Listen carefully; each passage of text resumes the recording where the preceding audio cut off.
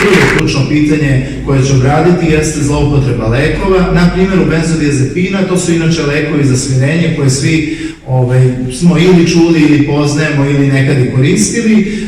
Dakle, to je grupa lekova koji se najčešće zloupotrebljava i vidjet ćemo na koji način i koje su razmere u našoj zemlji prisutne. Drugi segment i drugo pitanje je zloupotreba kanabisa, o čemu smo i čuli kroz jedan, da kažem, umetnički program, a sada ću ja izložiti sa jednog farmakološkog aspekta ono što možemo da kažemo u vezi sa kanabisom, uzimajući u obzir da je to izuzetno aktualna tema danas.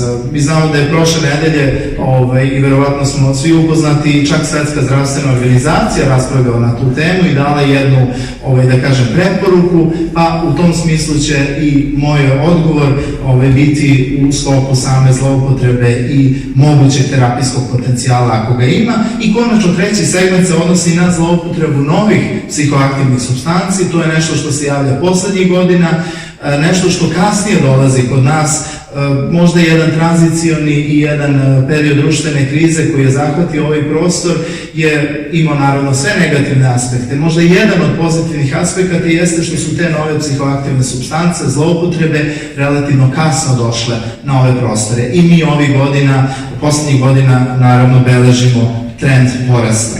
I samim tim, kada damo odgovore na ove ključna pitanja, ja se nadam da ćemo moći da definišemo, da pokušam da definišem šta je to medikalizacija života u zaključku. Dakle, zloupotreba lekova se definiše kao svaka primjena lekova pri koji se ne sleda uputstva lekara. To je jednostavna definicija i ona kaže ukoliko se lek uzima za neko, odnosno u smislu uzimanja od strane osobe za koju taj lek nije propisan, uzimanje veće doze leka, uzimanje na drugi način, recimo pomoću drobljenja, ušprkavanja tablete, uzimanje za drugu svrhu, recimo u cilju jednog veštačkog poboljšanja raspoloženja, i to su neki načini na koje mi definišemo šta je to zloupotreba lekova.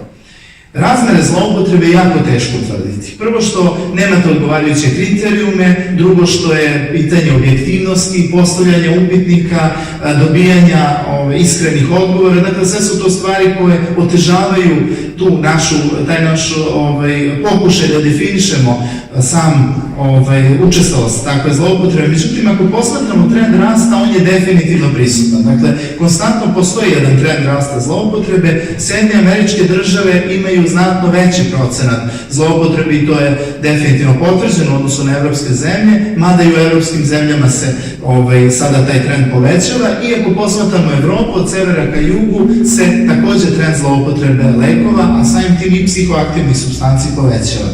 Dakle, to su benzodiazepini koji će nam poslužiti kao paradigma same zloupotrebe lekova u Srbiji, zatim opioidi, metadon ili recimo buprenorfin, koji su inače jedna supstituciona terapija kod heroinskih zavisnika, ali ovde je to segment jedne zloupotrebe, i konačno psihostimulansi. Dakle, tu su tri grupe, ali ja ću se zadržati na prvoj i onoj grupi koja je i najčešće zloupotrebljavana kod nas, to su benzodiazepini ili popularni lekovi za smirenje.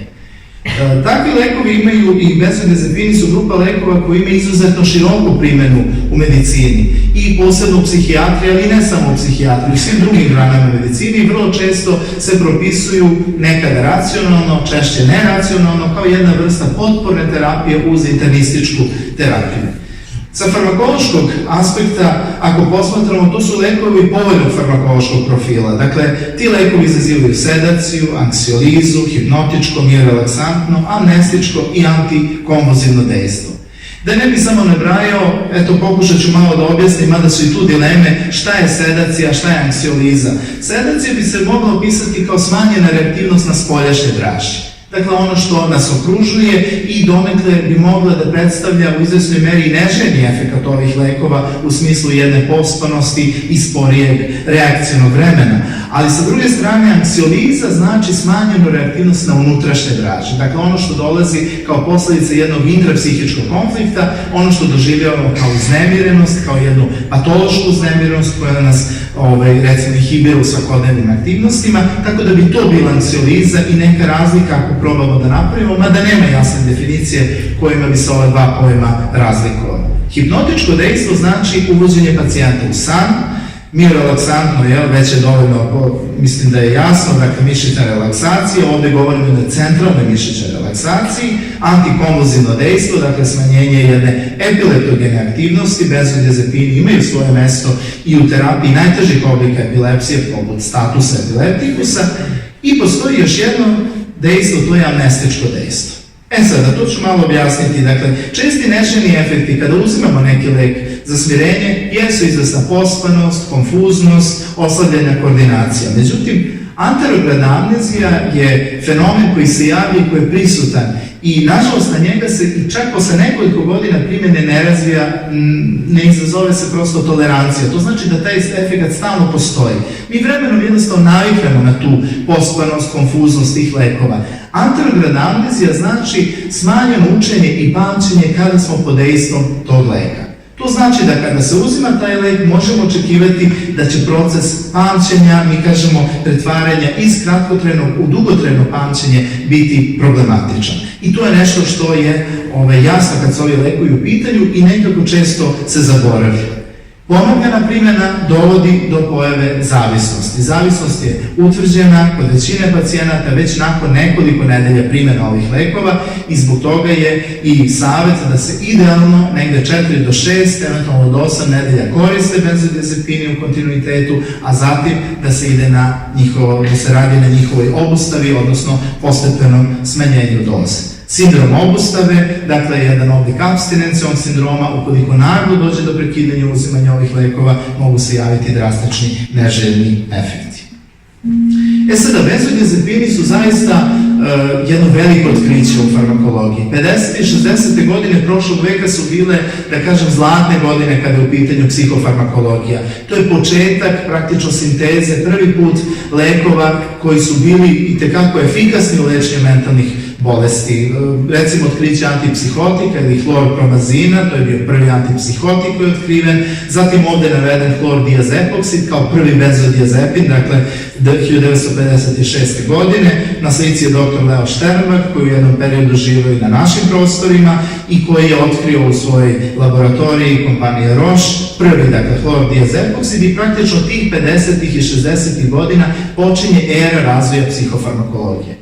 Koliko je to značajno, ako možemo samo reći da je posebno kod recimo farmakoterapijskog pristupa u schizofreniji koji nije, da kažem, bio odgovarajući do 50. i 60. godina prošlog veka, vrlo su se drastične mere koristile prema tim pacijentima i ne bih podsjećao na razna slanja u sanatorijume, različite brutalne metode u Drugom svjetskom ratu koje su bile usmerene ka pacijentima sa mentalnim poremećajima, tako da je ovo zaista jedno ogromno otkriće kada je u pitanju lečenje i uopšte kontrola pacijenata sa mentalnim oboljenjima. Vidimo da je to pokrenulo jednu, da kažem, veliku sintezu i drugih molekula, tako je već 1960. dakle, je registrovan Librium, to je dakle hlordiazepoksid, već 3 godine kasnije registrovan diazepam, on je kod nas najčešće poznat pod nazivom Bensedin i on je ostao prosto do dana današnjeg jedan od najpropisivanijih lekova iz ove grupe. Narednih decenija je sintetisano preko 40 različitih derivata, slične, da kažem, efikasnosti, ali u nekom smislu različitih neželjenih efekata, tako da je veliki broj lekova poput lorazepama, bromazepama, alprazolama i tako dalje, svih tih lekova iz grupe sintetisan narednih godina. Ovdje su upravo i navedeni odgovarajući preparati, dakle benzodiazepina, sve ono što prepoznajemo i što se koristi kada govorimo o lečenju i praktično kolokvijalno rečeno lekovima za smirenje, pa počeo od recimo alprazolama koji je poslednjih godina izuzetno popularan, preko svih ovih drugih. Ovdje su navedene neke ekvivalentne doze koje nisu u ovom trenutku bitne, ali poluvreme eliminacije je nama bitno farmakološki jer to direktno utiče i na vreme dužine delovanja leka. Tako da se tu, ukoliko poznajemo farmakologiju ovih lekova, možemo odlučiti ako želimo da primenimo takav lek u terapiji nesanice, mi ćemo svakako primeniti lek kratkog poluvremena eliminacije i posledično kratke dužine dejstva. Ako želimo da primenimo lek u terapiji anksioznog poremećaja, neke generalizovane anksioznosti, onda ćemo se svakako odlučiti za benzodiazepin srednje dugog i dugog dejstva. Ovo je samo jedan primer da ovi preparati među sobom zaista imaju slične efekte, ali se itekako razlikuju kod pristupa kod pojedinih dijagnostičkih, odnosno pojedinih kliničkih entiteta i zbog toga je jako bitno da budu propisani od strane lekara, pre svega neuropsihijatara. Upotreba u kliničkoj praksi je jako široka i već sam pomenuo, dakle, od konvulzija, dakle, i pomenute epilepsije, preko agitacije i agresije, primjenom anesteziji, kod delirijuma, anksioznosti i konačno kod nesanice i poremećaja spavanja. Dakle, to je jedan jako širok dijapazon gde možemo koristiti ove lekove. Sada dolazimo do onog momenta praćenja potrošnje ovih lekova i ovo su odgovarajući indikatori, ja detaljno neću naravno ulaziti u metodologiju praćenja same potrošnje. Ovi brojevi koji su navedeni pokazuju indikatore potrošnje ovih lekova na teritoriji Republike Srbije, počelo 2014. pa smo pratili jedan trend do 2016. godine prema, da kažem, raspoloživim podacima. Vidimo da su bromazepam, diazepam, lorazepam i alprazolam najpropisivaniji lekovi. Ako gledamo trend, vidjet ćemo da dolazi do izvesnog skoka i to drastičnog skoka u 2015. godini, recimo za 30% kad je u pitanju bromazepam, alprazolam ili poznat pod nazivom Xanax ili Xalul, recimo svake godine pokazuje porast potrošnje za 20%. Tu se zaista postavlja pitanje da li je moguće da smo mi sve toliko i toliko bolesni, da nam je potrebno toliko i toliko lekova i naravno da je odgovor da tu postoji izvesna zloupotreba, definitivno zloupotreba. I evo ako pogledamo uporedno kako to izgleda za najčešće korišćene benzodiazepine, vidjet ćemo da je taj trend porasta prisutan. Ono što je još alarmantnije jeste kada uporedimo ovu potrošnju lekova, dakle psihotropnih lekova, lekova koji se koriste za bolesti centralnog nervnog sistema ili koji imaju izvesne centralne efekte, uključujući dakle i benzodiazepine, to je da je slična situacija u Crnoj Gori. Dakle, slična situacija ako posmatramo naše okruženje, a u Hrvatskoj se čak beleži veća potrošnja. Recimo za diazepam taj indeks potrošnje, koji je jedan uporedivi parametar potrošnje između zemalja, ne bih dakle ulazio detaljno u samu metodologiju, pokazuje recimo da je u Srbiji 27,33, u Hrvatskoj 35,76, što znači da čak imaju i 20 do 30% veću potrošnju ovih lekova. U Srbiji su 4 benzodiazepina, dakle bromazepam, diazepam, lorazepam i alprazolam najpropisivaniji, a upravo kada posmatrate farmakološki, lekovi koji imaju kraće vreme dejstva imaju i veći adiktivni potencijal.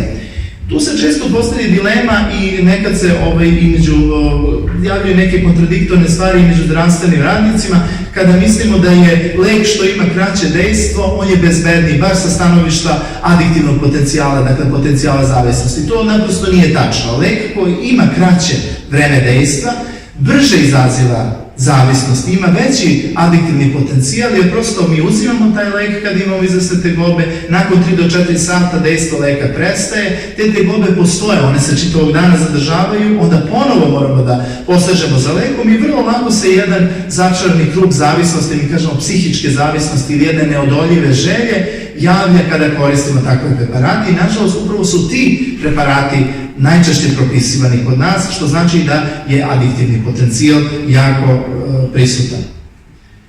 Još interesantniji su podaci kada analiziramo primjenu lekova za smirenje, dakle benzodiazepinskih anksiolitika u opštoj populaciji i studentskoj populaciji. I tu imamo još, opet da kažem, interesantne ili alarmantne podatke, kako god. Ako posmatramo ovde opštu populaciju, dakle vidjet ćemo da u opštoj populaciji 14,6% odrasle populacije je u prethodnih 30 dana koristilo povremeno ili kontinuirano neki od ovih lekova. Interesantno je da studentska populacija, i to istraživanje koje smo sproveli na Medicinskom fakultetu u Beogradu, na preko 500 studenta, pokazuje da je čak 7,1% studentske populacije koristilo u prethodnih 30 dana. To je jako čudno, kad se uzme u obzir da je to jedna zdrava studentska populacija, najzdraviji deo društva između 18 i 25. godine života. Parametar koji se češće koristi jeste praćenje potrošnje ovih lekova u prethodnih 12 meseci. I to je parametar koji služi za poređenje među pojedinim zemljama. Ako pogledamo, 22,4% populacije u našoj zemlji je u prethodnih 12 meseci koristilo kontinuirano ili povremeno neki od benzodiazepinskih anksiolitika. U studentskoj populaciji je to čak 15,6%. To su zaista veliki procenti, a te visoke procente ću upravo uporediti sa drugim zemljama, prosto da bi vidjeli kolike su razmere tog problema. Diskrepancija između osoba muškog i ženskog pola postoji u opštoj populaciji i kaže se negde do 2 do 3 puta su žene sklonije uzimanju ovih lekova u odnosu na osobe muškog pola, takvu diskrepanciju nismo našli među studentskom populacijom. Dakle, benzodiazepini se zaista u velikom procentu koriste u našoj populaciji. Poređenja radi, Brazil ima u opštoj populaciji svega 6,1% odraslih koji koriste ove lekove. Ok, Latinska Amerika možemo da kažemo da ima svoje specifičnosti i možda nije dobar parametar sa poređenjem, ali Finska, koja je do pre nekoliko godina imala veliki problem sa ovim lekovima, je merama koje je sprovela poslednjih godina smanjila tu potrošnju i danas govorimo o 9,3% populacije, a ne zaboravite da je nekada populacija Severne Evrope bila jako podložna medikalizaciji. U opštoj populaciji kod nas dvostruko više ih koriste žene u odnosu na muškarce, najčešće se propisuje osobama u 6. i 7. deceniji života, što je opet problematično, jer prema svim vodičima ovi lekovi se ne savjetuju kod starijih osoba. Povećavaju broj fraktura i preloma, utiču na pojavu respiratornih infekcija poput pneumonije, imaju niz, izazivaju jednu snažnu zavisnost. Dakle, to su lekovi koji nisu, čak smatra se prema najnovijim studijama da pojačavaju rizik za progresiju i razvoj demencije. Tako da uopšte nisu lekovi, a mi upravo imamo u tom uzrastu, da kažem, u toj populaciji najveću prevalenciju korišćenja ovih lekova, a ne medicinska upotreba ili ona jasna zloupotreba je, nažalost, kod mladih ljudi između 18. i 25. godine života.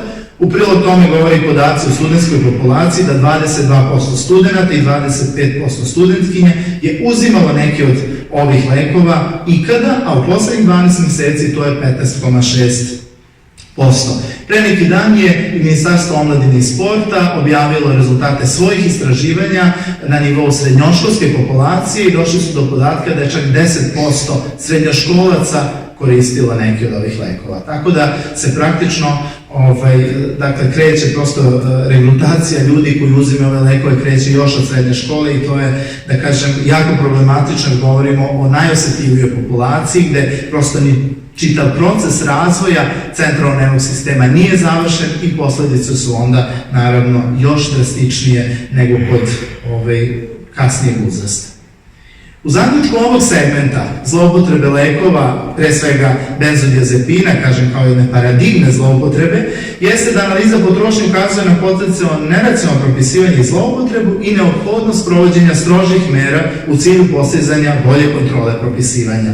Mi smo do skora imali i još uvek traje jedna intenzivna kampanja koja je u vezi sa antibioticima i tu su izuzetno dobri rezultati postignuti u saradnji svih, da kažem, institucija pod okriljem Ministarstva zdravlja, gde je potrošnja antibiotika smanjena za 30% i mislim da je ovo definitivno sledeća stvar sa kojom ćemo se suočiti. Pored zavisnosti i tolerancije, zloupotreba može da uslovi prolongiranje tegobe kod pacijenta, da se ne dijagnostikuje ili mi kažemo maskira osnovni poremećaj. Ne treba zaboraviti da ovi lekovi, ako se pravilno doziraju, ako se pravilno izabere lek od strane lekara, mogu da budu i efikasni i nezamenljivi u pojedinim indikacionim područjima i u tom smislu su neophodna dalje istraživanja i praćenja ove pojave. To je nešto što je jako, da kažem, aktuelno već duže vreme kod nas, a posebno poslednjih dana, i ja ću se potruditi da prikažem ono što je aktuelno i što je prihvatljivo sa jednog evidence-based, mi kažemo, dakle potvrđene medicine, potvrđene dokazima, nešto što je naučno prihvatljivo, ali ne zatvarajući naravno i mogućnost za neka nova istraživanja koja će ukazati i na potencijalno nove pristupe kada je u pitanju sam kanabis. Zloupotrebe kanabisa, kažu, ovo su neki evropski podaci, kažu da je česta koliko i zloupotreba lekova. Dakle, oni procenti o zloupotrebi lekova su negde uporedivi kada govorimo o zloupotrebi kanabisa. Srbija je prema poslednjem istraživanju među opet odraslom populacijom pokazala u tim istraživanjima da je negde oko 8% populacije imalo je ili ima kontakt ili povremeno, da kažem, uzima kanabis. Marihuana predstavlja osušene delove biljke indijska konoplja i mi se trudimo, kada god govorimo o nekom preparatu, o nekom farmakološkoj supstanci, mi se trudimo da izolujemo one farmakološki aktivne sastojke koji deluju. I to su tetrahidrokanabinol ili THC, kanabidiol, CBD kao glavni predstavnici uz desetine i stotine drugih kanabinoida koji su prisutni. Sada ti kanabinoidi su, s jedne strane mogu biti endogeni, postoje endogeni, oni koji funkcionišu u našem centralnom nervnom sistemu, a današnja priča je vezana upravo za ove egzogene koje mi unosimo ili koje se zloupotrebljavaju, bilo da su biljnog porekla, a bilo da su, vidjet ćemo kasnije, sintetičkog porekla. Dejstvo kanabisa, dakle kako će kanabis delovati na organizam, zavisi pre svega od koncentracije ovog THC-a, tetrahidrokanabinola, jedne psihoaktivne, farmakološki aktivne supstance, i ovde sam upravo naveo situaciju da smole i ulja, koji se u poslednje vreme pominju kao mogući izvor THC-a i njegov neki terapijski potencijal, sa farmakološkog aspekta ovakva formulacija nije prihvatljiva jer sadrži vrlo velike koncentracije THC-a. Nedovoljno možemo da pratimo doziranje toga i vrlo često se javlja jedan dugotrajni efekat kada primenimo ovakav oblik THC-a. I u tom smislu to nije prihvatljivo sa farmakološkog aspekta. S druge strane, pušenje marihuane izaziva jedan brz efekat koji opet ima jedno nekontrolisano doziranje. Ali naravno reći ću i koji su načini prihvatljivi kada govorimo o lekovima koji su sintetisani na bazi kanabisa. Farmakološki profil kanabisa je takav da kanabinoidi koji se nalaze u samom kanabisu i koji predstavljaju farmakološki aktivne supstance deluju preko svojih specifičnih receptora, samo kratko, postoje CB1 i CB2 receptori i kao što vidite oni su široko rasprostranjeni ne samo u centralnom nervnom sistemu, dakle ne samo u moždanim strukturama, već i na nivou respiratornog trakta, gastrointestinalnog trakta, mišića i tako dalje. Dominantni efekti jesu centralni. Dakle, najčešće se vezuju za efekte na nivou centralnog nervnog sistema poput euforije, a u većim dozama mogu nastati vizualne halucinacije, panični poremećaj, teške psihoze, dakle najteži oblici mentalnih oboljenja poput schizofrenije. Kardiovaskularni efekti su najčešće ubrzan rad srca, vazodilatacija i one je uglavnom, dakle, podrazumeva širenje krvnih sudova, uglavnom perifernih krvnih sudova. Sada postoji dodatni efekti koji zaista mogu donekle da opravdaju primjenu i terapijski potencijal, da kažem, kanabisa ili pre svega lekova na bazi kanabisa, a to je umanjenje hroničnog bola i spasticiteta, smanjenje mučnine, sniženje očnog pritiska. To su dodatni efekti koji su pokazani i koji mogu u izvesnoj meri da opravdaju terapijsku primjenu. U kom smislu? U EU je registrovano nekoliko lekova. Ovde je prikazan na slici Sativex spray, dakle u pitanju je lek na bazi kanabisa.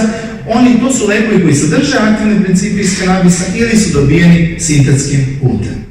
Ono što je pokazano za ove lekove, dakle koji su proizvedeni prema svim principima, dakle odgovarajućeg farmaceutsko-tehnološkog razvoja, pokazano je da mogu imati opravdanu medicinsku primjenu kao antijemetici. To znači lekovi koji se koriste u terapiji najtežih oblika mučnine i povraćanja, najčešće koji prate citostatsku terapiju kod malignih oboljenja, zatim analgetici, opet dakle kao lekovi koji se koriste kao najsnažniji analgetici, ali u oblicima dakle hroničnog bola koji prati najčešće to karcinomski bol, kancerski bol, koji se javlja u sklopu malignih oboljenja, kao i u terapiji spasticiteta kod najtežih neuroloških oboljenja poput multiple skleroze. I to je nešto zašto imamo farmakološku potvrdu i zašto danas možemo i da stanemo, da kažemo, u nekom i stručnom i profesionalnom smislu.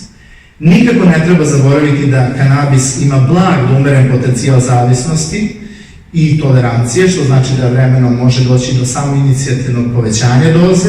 Ne treba zaboraviti psihotropne efekte poput halucinacija i ne treba zaboraviti mogući okidač za psihozu.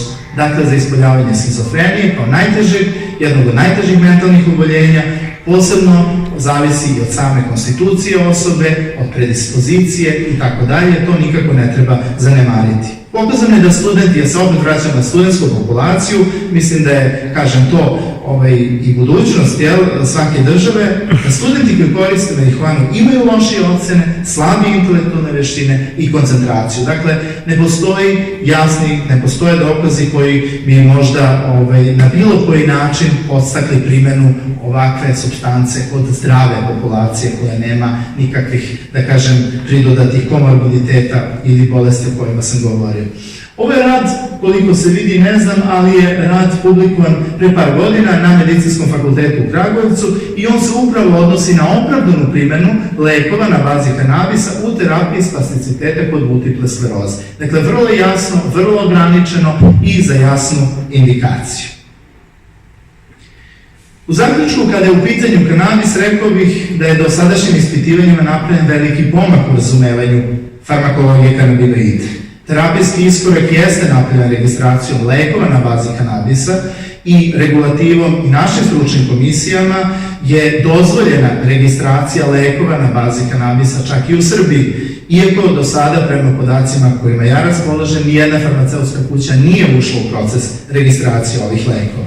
Sa druge strane, svako samoinicijativno korišćenje u bilo kom obliku predstavlja zloupotrebu jer nosi veliki rizik kako od razvoja zavisnosti, tako i od čitavog niza neželjenih efekata. I ovo bi bio stav koji mislim da većina zdravstvenih radnika u ovom trenutku može da prihvati.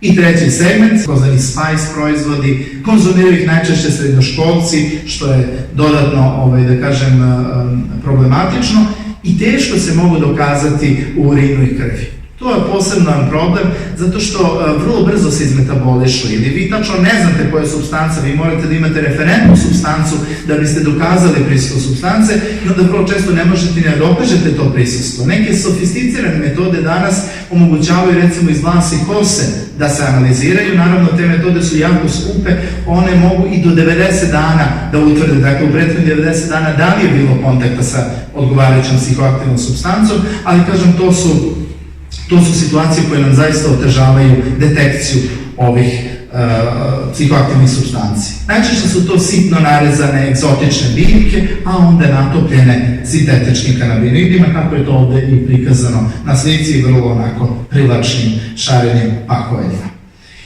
Dakle, neću se zadržavati na sintetskim kanabinoidima, dakle sve ono što je važilo za marihuanu, ali sada 100 puta jače važi za sintetičke kanabinoide. Kad su u pitanju sintetski katinoni, oni se na drugi način, opet na jedan privlačan način pojavljuju i na našim prostorima, a kažem i u celoj Evropi, najčešće u vidu soli za kupanje, najčešće su to proizvodi na kojima je naznačeno da nisu za humanu upotrebu, recimo proizvodi koji spešaju nas biljaka, repelenti, i oni imaju jedan snažan psihostimulantni efekat nalik kokainu. Dakle, polazi se od strukture kokaina, a onda se sintetišu na taj način da mogu isto intranazalno ili šmikavanjem da se unose, ređe je to oralno ili pušenjem i najpoznatiji su mefedron, metilon i butilon. I prema podacima ovog Evropskog centra za monitoring droga, mefedron, dakle tipičan predstavnik sintetskih katinona, je posle kanabisa i kokaina najčešće zloupotrebljavana supstanca. I koji su efekti sintetskih katinona? Neću naravno nabrajati sve, dakle, ali vrlo onako nespecifični efekti, dakle jedne govorljivosti, konfuznosti, agitiranosti.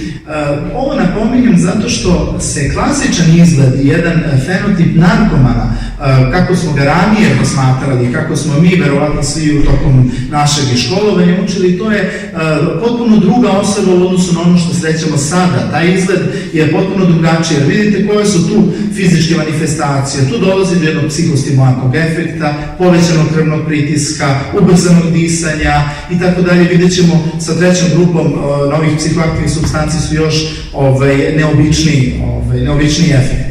A znaci toksičnosti su nepravilna srčana akcija koja uvodi u srčane aritmije, poremećaj disanja, moždani udar, halucinacije i ono što je posebno problematično je produženo trajanje dejstva ovih supstanci i do nekoliko dana. I vrlo je teško da onda osobu kada uđe u krug predoziranja da izvučete iz same toksičnosti. I treća grupa, psihotomimetski fenetilamini, za koju sam se odlučio da večeras predstavim, koja je nažalost odnela nekoliko života prošle godine mladih ljudi u Srbiji. U pitanju je metilen dioksimetamfetamin ili ekstazi i njegovi derivati.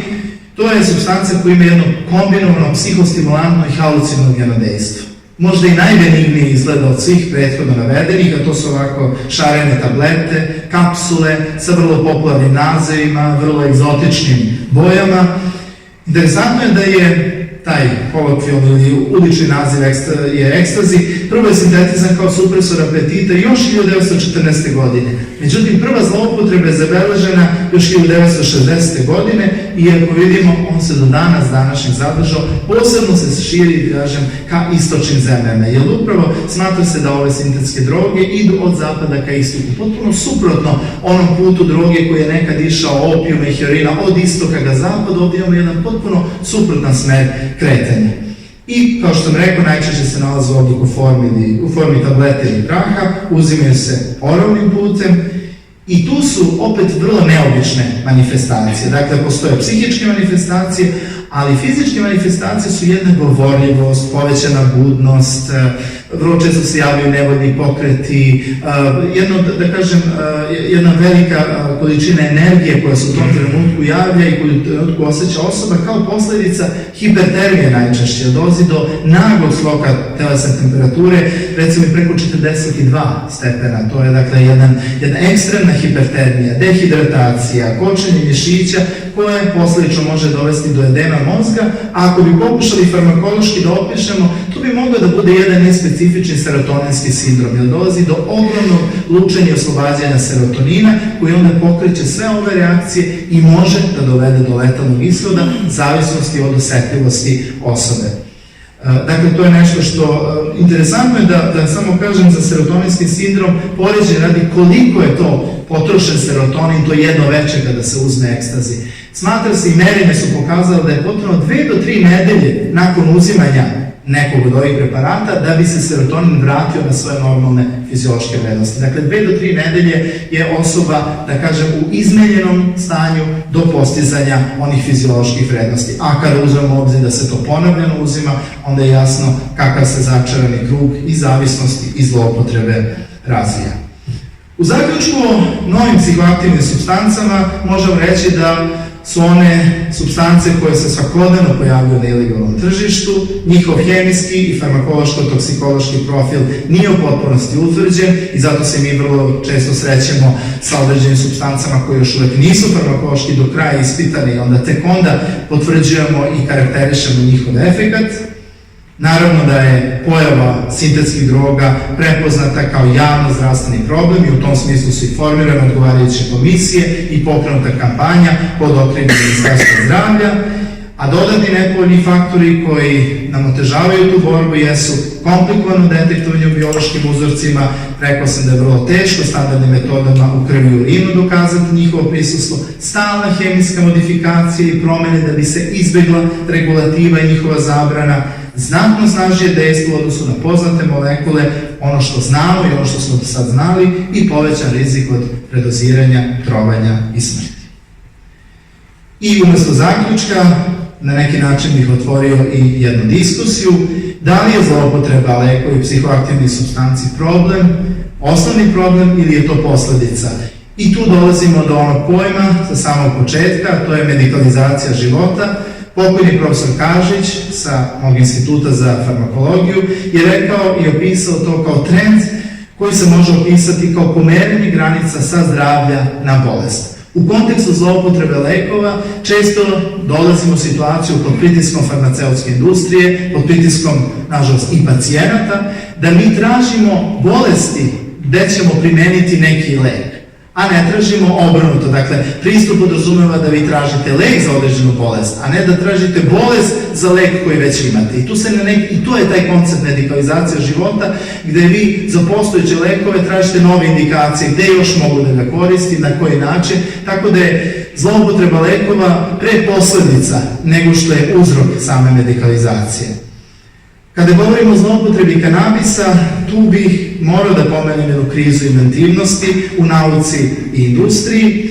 Da li je to kriza inventivnosti i bolje rečeno, kao što kaže moja profesorka Jančić, nemoć rešavanja najtežih problema medicine. I mislim da je to prava definicija.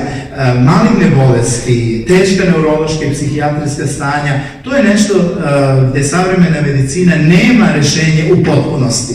I to otvara jedan prostor alternativnoj medicini. Iako pogledate i zloupotreba i neka primjena, a konkretno i kanabisa, se uglavnom vezuje za ta oboljenja za koja savremena medicina nema u potpunosti rešenje, pogotovo u onim poodmaklim fazama ako dođe do dijagnostikovanja bolesti i zloupotreba novih psihoaktivnih supstancija, naravno posledica definitivno savremenog tranzicionog perioda i da epidemiju bolesti zavisnosti koja je, kažem, prošla na neki način zapadnom Evropom, protutnjala početkom 2000-te pa negde narednih godina, kod nas je stigla sa zakašnjenjem i zbog toga je zloupotreba ovih lekova ipak posledica jedne društvene krize i savremenog tranzicionog perioda koji zaista dugo traje.